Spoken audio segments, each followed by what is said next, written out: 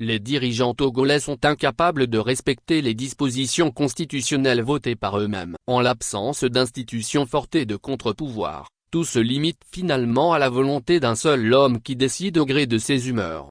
0N se retrouve finalement avec des institutions hémiplégiques.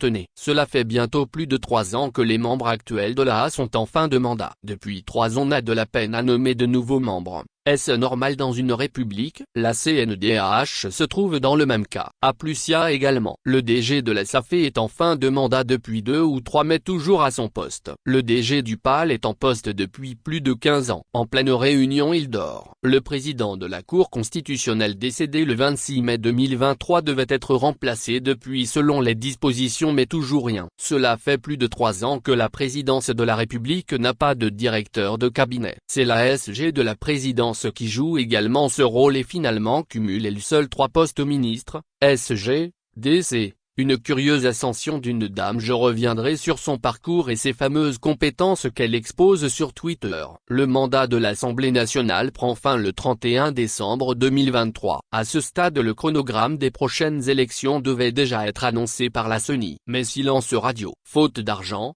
les législatives se tiendront finalement vers janvier ou début février, soit un mois de retard. Nous reviendrons sur le bilan de Chantoutzegans. Comment peut-on être efficace et avoir des résultats dans un pays avec des institutions pareilles? Quand on ajoute à cela tous les retraités de l'administration qui refusent de partir, c'est toute la République qui est malade. Le Togo et le Cameroun sont les seuls pays où les vieux retraités travaillent et les jeunes diplômés sont à la maison et cherchent tous les moyens pour quitter le pays. Ferdinand Haïté.